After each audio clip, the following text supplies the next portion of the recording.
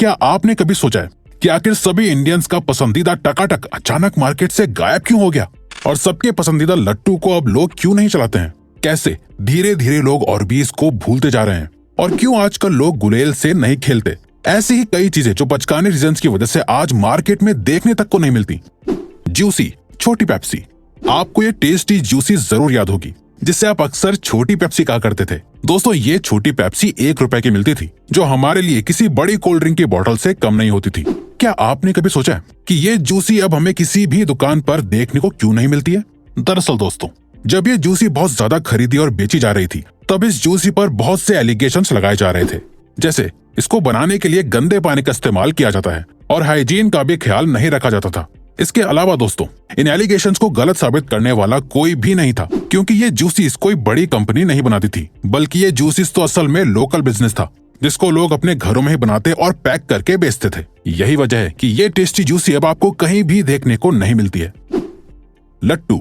दोस्तों, 20s के बच्चों के लिए लट्टू किसी रिमोट वाली कार या वीडियो गेम से कम नहीं था।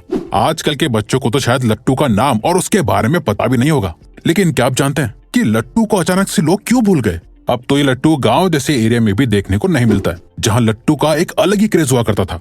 दरअसल दोस्तों, आज के मॉडर्न पेरेंट्स अपने बच्चों की सेफ्टी को बहुत ज्यादा प्रेफरेंस देते हैं। इन्हीं मॉडर्न पेरेंट्स का मानना था कि लट्टू की नुकीली नोक से बच्चों को चोट लग सकती है। इसके अलावा आजकल के बच्चों को भी लट्टू ज्यादा इंटरेस्टिंग नहीं लगता है, बल्कि लट्टू की जगह बच्चे बे ब्लेड जैसे रोलर्स को पसंद करने लगे थे, जिसके अंदर उन्हें अलग अलग वेराइटीज भी मिल जाती थी। और फिर बे ब्लेड्स भी अब कोई यूज नहीं करता। लेकिन दोस्तों, ये कहना गलत नहीं होगा कि लट्टू को चलाने का एक अलग ही एक्सपीरियंस होता था, और तो और लट्टू को चलाने के लिए भी स्किल्स की जरूरत होती थी। ऑर्बीज।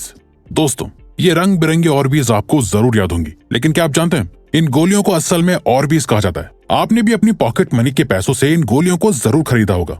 इन गोलियों की सबसे अच्छी बात यह थी कि ये बड़ी होने के लिए लगभग 2 से 3 दिन का वक्त लेती थी, लेकिन बड़े होने के बाद ये बेहद खूबसूरत लगती थी। सबसे हैरानी की बात यह है कि इनके बड़े होने का इंतजार हम बेसब्री से किया करते थे। वैसे क्या आपको पता है कि अब ये गोलियां देखने को क्यों नहीं मिलती हैं? दरअसल दोस्तों, ये गोलियां बड़ी होने के बाद बहुत ही जल्दी अपने आप टूट जाती थी, जिस वजह से बच्चों को लगने लगा कि मानो जैसे उनके पैसे वेस्ट हो गए हैं, और इसीलिए धीरे धीरे लोगों ने ऑर्बीज को खरीदना बंद कर दिया। खैर, ऑर्बीज आज भी बहुत ही कम जगह और कुछ ही मॉल्स वगैरह में मिलती हैं, लेकिन इसकी सेल्स अब बहुत कम हो चुकी है। स्लिंगशॉट। गुलेल। दोस्तों, गुलेल का भी अपना एक एरा था। जिस तरह से लोग आजकल टिकटॉक और रील्स को लेकर पागल हैं, ठीक उसी तरह लोग गुलेल के लिए पागल थे। गुलेल बहुत ही इंटरेस्टिंग खिलौना हुआ करता था। लोग इससे पेड़ का फूल तोड़ा करते थे और तो और निशानेबाजी की प्रैक्टिस किया करते थे। क्या आपको पता है कि लोगों ने इससे खेलना क्यों बंद कर दिया? दरअसल दोस्तों, गुलेल जितना इंटरेस्टिंग और मजेदार खिलौना था, उतना ही ज्यादा डेंजरस भी था। अब जैसे बच्चे तो बच्चे ही होते हैं, उन्हें नहीं पता होता कि किसी खिलौने से लोगों को गहरी चोट भी लग सकती है। आपस में खेलते वक्त अक्सर गुलेल से दूसरे बच्चों को चोट लग जाती थी, बल्कि कुछ बच्चे तो दूसरे लोगों को परेशान करने के लिए भी स्लिंग शॉट से उन पर निशाना लगाते थे। अब इतनी सारी शिकायतों के बाद कुछ जगहों पर स्लिंग शॉट को बैन कर दिया गया था, जिसके बाद गुलेल के प्रोडक्शन में बहुत गिरावट आई थी। फिर धीरे धीरे मार्केट में और भी ज्यादा सेफ खिलौने आने लगे और लोगों ने गुलेल से खेलना बंद कर दिया। Playing candy. आपको ये खेलने वाली कैंडीज तो याद ही होंगी। इस कैंडी का भी अपना ही एक अलग ही मजा हुआ करता था। इन कैंडीज को बच्चे प्लेइंग कैंडी कहा करते थे। दरअसल दोस्तों, ये कैंडी अपने टेस्ट की वजह से नहीं, बल्कि अपने प्लेइंग नेचर की वजह से बच्चों के बीच बहुत मशहूर थी। इस कैंडी को बच्चे बहुत शौक से घुमाया करते थे, क्योंकि ये कैंडी एक फिजट की तरह घूमती थी। लेकिन जब इसके बीच का हिस्सा टूट जाता था तो बच्चों को इससे खाना पड़ता था, जबकि बच्चों का इस कैंडी को खरीदने का असल पर्पज ही खेलना होता था, इससे खाना नहीं। वक्त के साथ साथ बच्चे बड़े होने लगे और उनका इंटरेस्ट बदलने लगा, जिसके बाद प्लेइंग कैंडी का ट्रेंड अपने आप खत्म हो गया। चीटोस। चीटोस को तो आपने अपने बचपन में खाया ही होगा। चीटोस ब्रांड अपने अमेजिंग गिफ्ट्स और टैटूज की वजह से बहुत फेमस था, लेकिन अब तो चीटोस का नाम तक सुनने को नहीं मिलता है। क्या आप जानते हैं कि चीटोस अचानक से गायब कैसे हो गया? चलिए हम आपको बताते हैं। असल में दोस्तों, चीटोस इंडिया का प्रोडक्ट या ब्रांड नहीं था, बल्कि ये एक फॉरेन ब्रांड था, जो इंडिया की एवरेज इनकम के मुकाबले में बहुत महंगा था।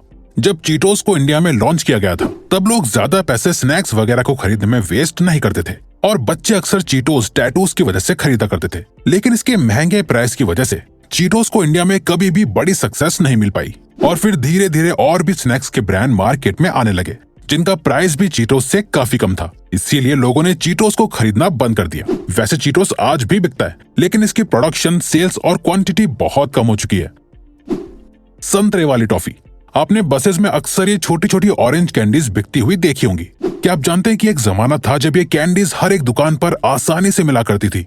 दोस्तों, ये ऑरेंज कैंडी अपने खट्टे मीठे टेस्ट के लिए बहुत मशहूर थी। सबसे अच्छी बात ये थी कि ये 1 रुपए की 4 कैंडीज मिला करती थी, जो शायद सबसे सस्ती हुआ करती थी, और लोग भी इन कैंडीज को खाना बहुत पसंद करते थे। लेकिन ये कैंडीज अब बहुत ही कम देखने को मिलती हैं। दरअसल दोस्तों, इन कैंडीज को लोकल बिजनेस बनाया करते थे, जिनका कोई ब्रांड नेम नहीं होता था। इन कैंडीज की पैकेजिंग भी बहुत सिंपल और सादा होती थी।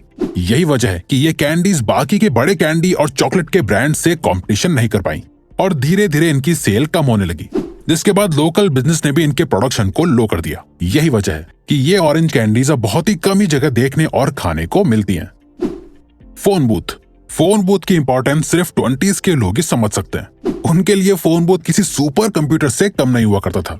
एक जमाना हुआ करता था जब छोटी से छोटी और बड़ी से बड़ी बात करने के लिए फोन बूथ लोगों की जिंदगी का एक इम्पोर्टेंट हिस्सा होता था। लोग फोन बूथ का बहुत इस्तेमाल करते थे, बल्कि फोन बूथ भी एरिया के हर कोने में लगे हुए होते थे। लेकिन टेक्नोलॉजी बड़ी और ग्रो हुई, जिसके बाद पॉकेट फोन्स का इन्वेंशन हुआ, जिसके बाद लोगों को फोन बूथ की कोई जरूरत नहीं थी और लोगों ने अपने फोन बूथ का इस्तेमाल करना बंद कर दिया। आज के जमाने में फोन बूथ बस एक डेकोरेशन का मटेरियल बन गया है, जिसको अक्सर शूटिंग करने के लिए इस्तेमाल किया जाता है। आईपॉड्स। म्यूजिक लवर्स के लिए आईपॉड्स एक रेवोल्यूशनरी आइटम था, क्योंकि इस छोटे से प्रोडक्ट के अंदर लाखों से भी ज्यादा गाने एक साथ स्टोर किए जा सकते थे, वरना लोगों को गाने सुनने के लिए सीडी प्लेयर्स का इस्तेमाल करना पड़ता था। आईपॉड ने लोगों के एंटरटेनमेंट को आसान और मजेदार बना दिया था।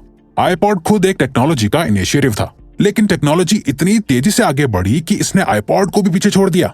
जैसे मोबाइल फोन, जिसके अंदर आप किसी भी गाने को सुन सकते हैं। अब तो गाने सुनने के लिए एप्लीकेशंस तक बन गई हैं, जिन्होंने आईपॉड को लोगों के लिए बिल्कुल ऑब्सोलीट बना दिया है। खैर, इसका मतलब ये बिल्कुल भी नहीं हुआ कि आईपॉड एक अच्छा इन्वेंशन नहीं था, बल्कि आईपॉड ने तो टेक्नोलॉजी की दुनिया में एक रेवोल्यूशन ला दिया था।